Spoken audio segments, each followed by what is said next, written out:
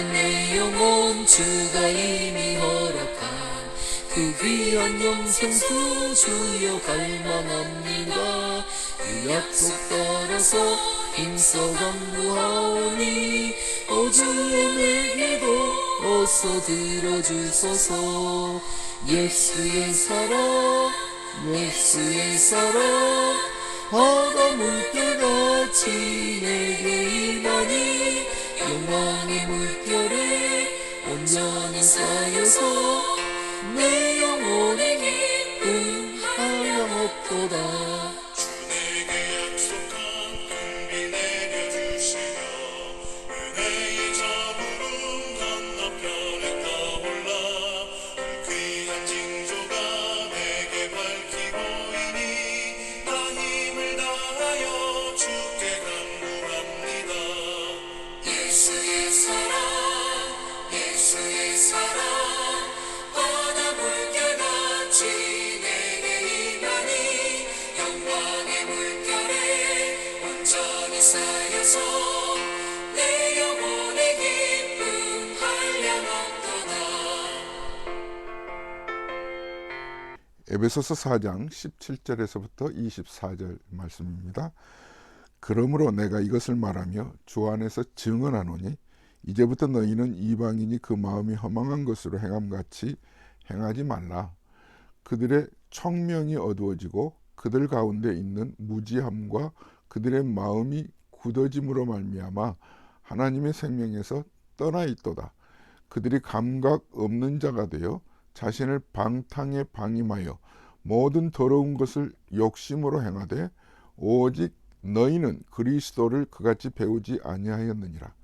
진리가 예수 안에 있는 것 같이 너희가 참으로 그에게서 듣고 또한 그 안에서 가르침을 받았을진데 너희는 유혹의 욕심을 따라 썩어져가는 구습을 따르는 옛사람을 벗어버리고 오직 너희의 심령이 새롭게 되어 하나님을 따라 의와 진리의 거룩함으로 지으심을 받은 새 사람을 입으라. 아멘.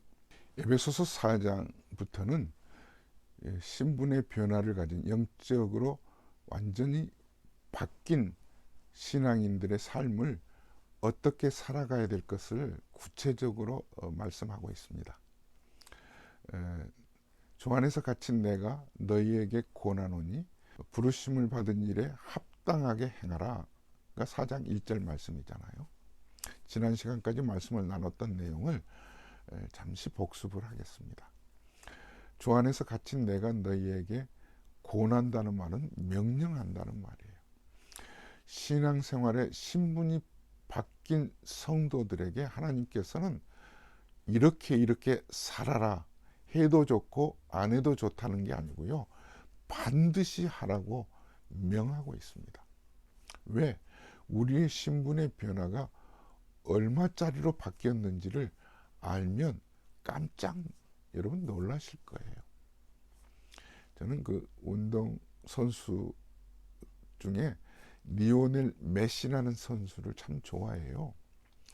그 지난 카타르 월드컵에서 우승했던 나라가 아르헨티나거든요. 그 나라의 주장 선수인데 최근 그 선수를 사우디아라비아에서 축구 왕국으로 자기들이 만들기 위해서 5억 불의 개런티를 제안했습니다.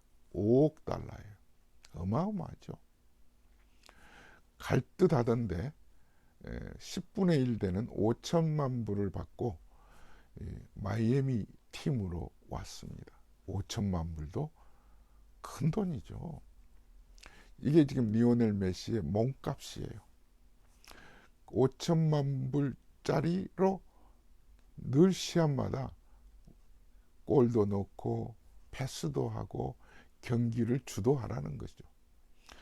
최근 미국으로 와서 5천만 불짜리답게 선수가 잘 뛴다고 지금 뉴스에서 아주 화제예요. 이 메시는 5천만 불짜리입니다. 큰 몸값이죠. 우리 신앙인들의 몸값은 얼마나 될까요? 사도 바울은 바로 1절에서 부르심을 받은 일에 합당하게 행하라. 합당하다라는 말은 제 몸값답게 살아가라는 거거든요. 저와 여러분들은요, 값으로 매길 수 없는 예수님짜리예요. 예수님짜리. 왜? 예수님 생명하고 맞바꿨잖아요. 자, 우리의 몸값은 그래서 예수님짜리이기 때문에 예수님짜리답게 메시는 5천만 불 그 몸값답게 경기에 임하거든요. 우리들도 영적으로 예수님짜리답게 살아가라고 하면서 사도 바울은 지난 시간까지 3가지 얘기를 했어요. 첫째는 교회 안에서 하나 되게 해주신 것을, 성령께서 하나 되게 해주신 것을 교회 쪼개지 말라는 거예요. 싸우지 말라는 거예요. 이민교회에 와서 제가 정말 화가 날 정도로 교회 갈라지는 것을 많이 봤어요. 갈라지는데요, 목사가 싸우고 장로님들이 싸우고, 초신자가 아니에요. 오래 신앙생활한 분들이 그래요. 이걸 하지 말라는 거예요.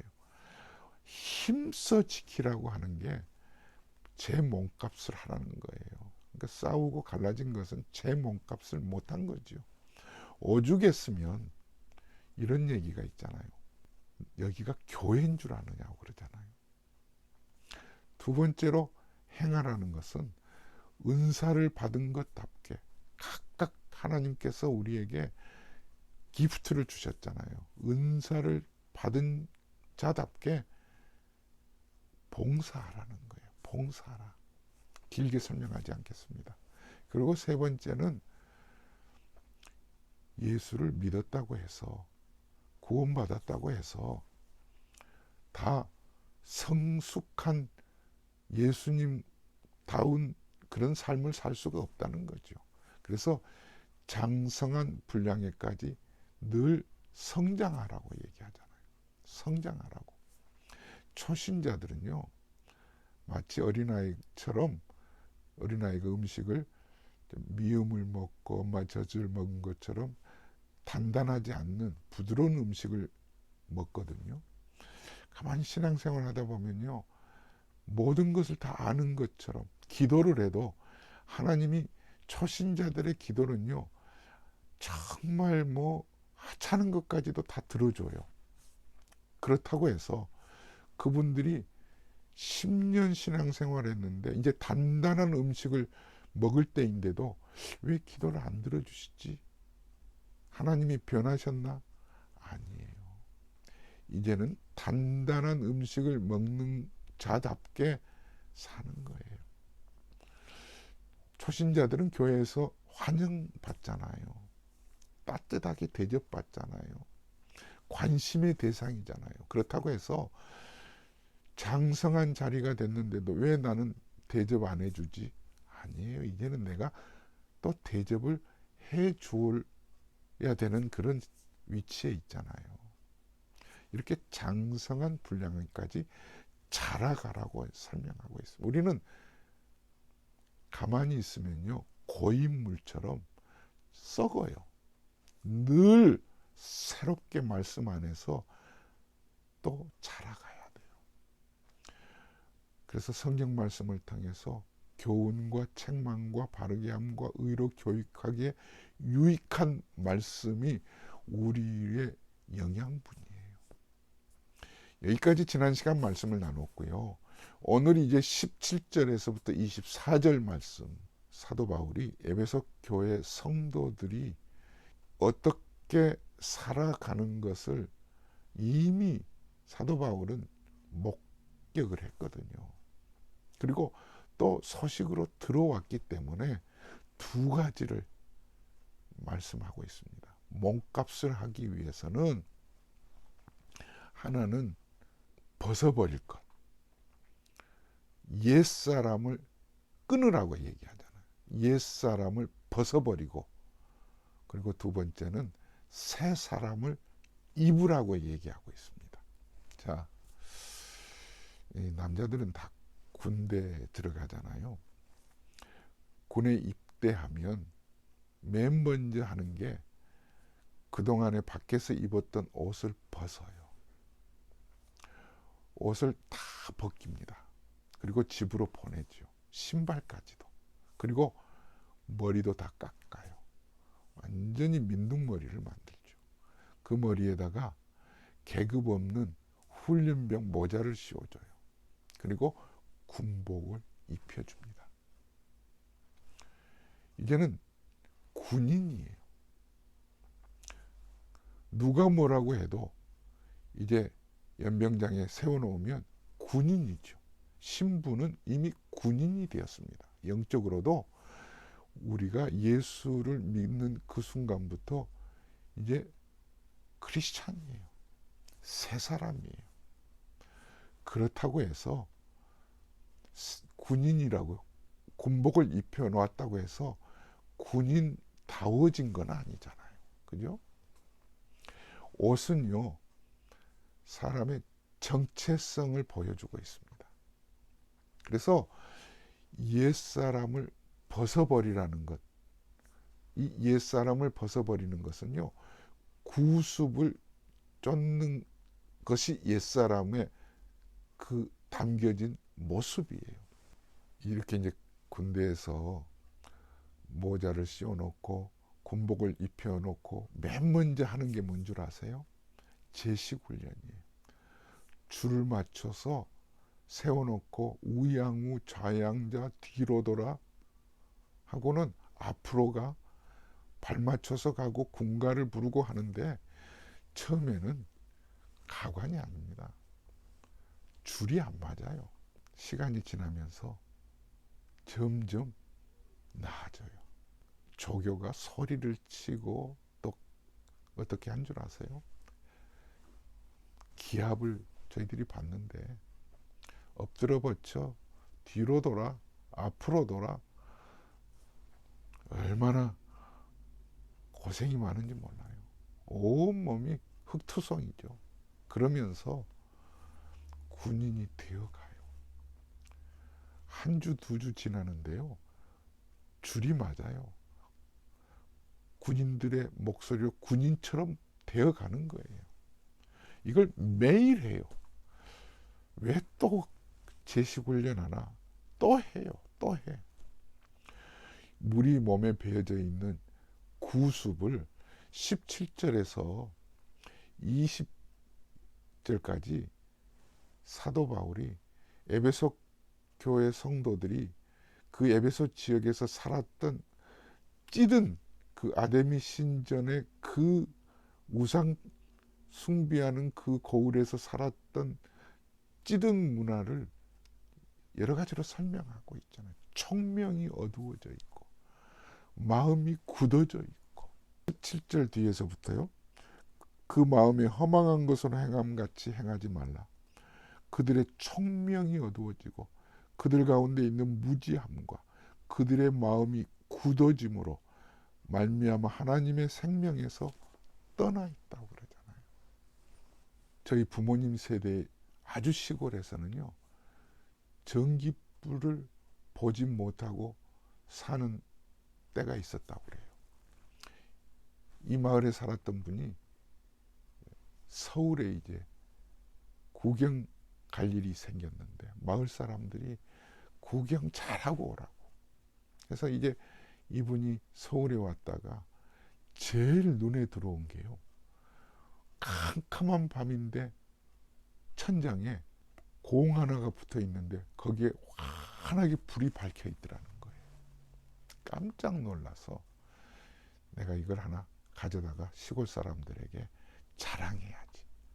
이 전구 하나를 빼가지고 시골에 내려갔습니다. 마을 사람들을 불러놓고 해가 뉘엿뉘엿 지나가니까 방에다가 가져온 이 전구를 천장에 달아매놓고 보라고. 내가 서울 가서 정말 요상한 것을 가지고 왔다고 하면서 문을 활짝 열어놓고 불이 들어올 줄 알았어요. 웬걸 불이 들어오질 않아요. 여러분, 전구만 있다고 해서 불이 안 들어오잖아요. 시스템을 몰랐던 거죠. 이 집에까지 불이 들어오기 위해서는 전기줄이 연결이 되고 전력회사로부터 전력을 공급받아서 이 줄을 타고 전기줄을 타고 전류가 흘러 들어와야 비로소 불이 밝혀지잖아요. 이 에베소 교회 성도들에게 너희들이 이전에 예수님을 몰랐을 때는 하나님과 단절되어 있었다는 거예요. 또 한 가지는요. 옛날에 전기줄이 다 연결이 되었어도요. 밤에 몇 시간만 불이 줄 때가 있었어요. 그때 스위치를 켜야만 불이 밝혀지잖아요. 우리가 새 사람이 된 건 맞아요. 군복을 입혀놓아서 이제 우리 군인 신분이 된 거는 뭐 틀림이 없습니다만, 그렇다고 해서 군인다워지는 것과는 또 다른 거예요.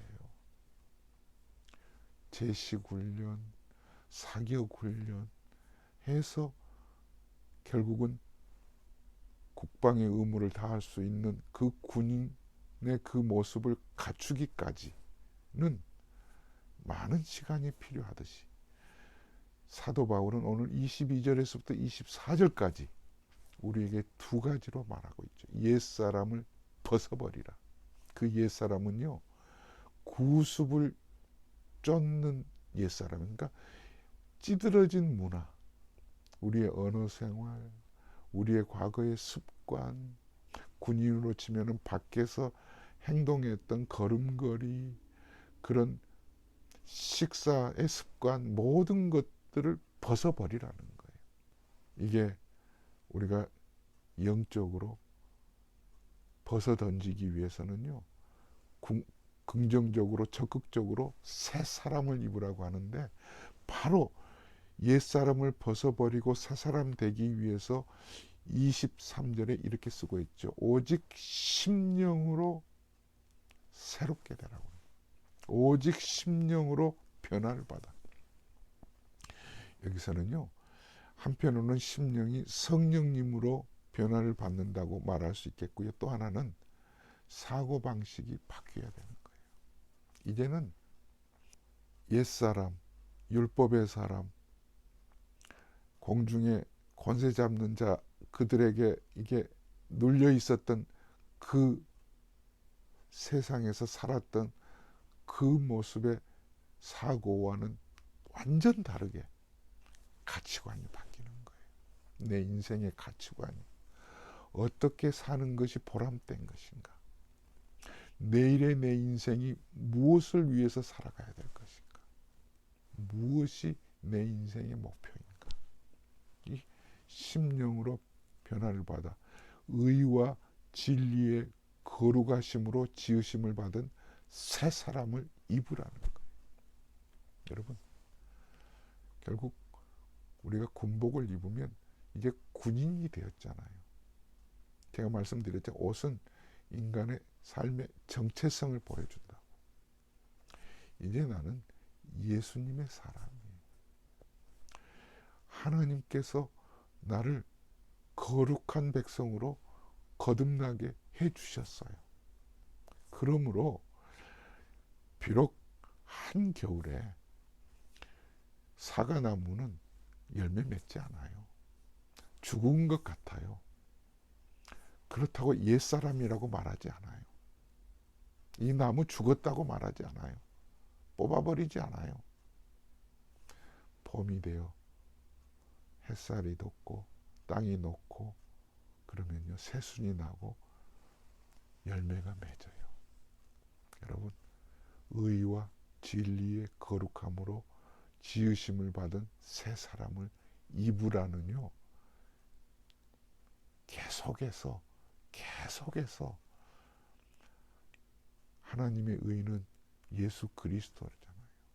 예수 그리스도로 진리의 말씀을 쫓아서 날마다 나를 말씀으로 영양분을 공급해서 나를 통해서 하나님이 원하시는 열매를 맺기까지 힘써 내 삶의 터전에서, 가정에서, 자녀들과 더불어 일터에서 사회에 기여함으로써 저희들이 이와 같은 삶을 통해서 하나님의 사람으로 세상 앞에서 군인답게 국방의 의무를 다해야 되듯이 세상 앞에서 끊임없이 드러내는 저와 여러분 되시기를 주의 이름으로 축원합니다. 하나님 아버지, 총명이 어두워져 있고 구습에 찌들어져 있었던 옛사람의 모습을 아직도 가지고 있습니다. 옷은 군인의 옷을 입었지만 군인답지 못할 때 훈련이 필요하듯이 새 사람으로 그리스도인으로 거듭났지만 늘 의와 진리의 거룩함으로 날마다 말씀을 통해서 세상 앞에 그리스도인다운 모습을 보여내는 저희 모두들 되게 하여 주시옵소서.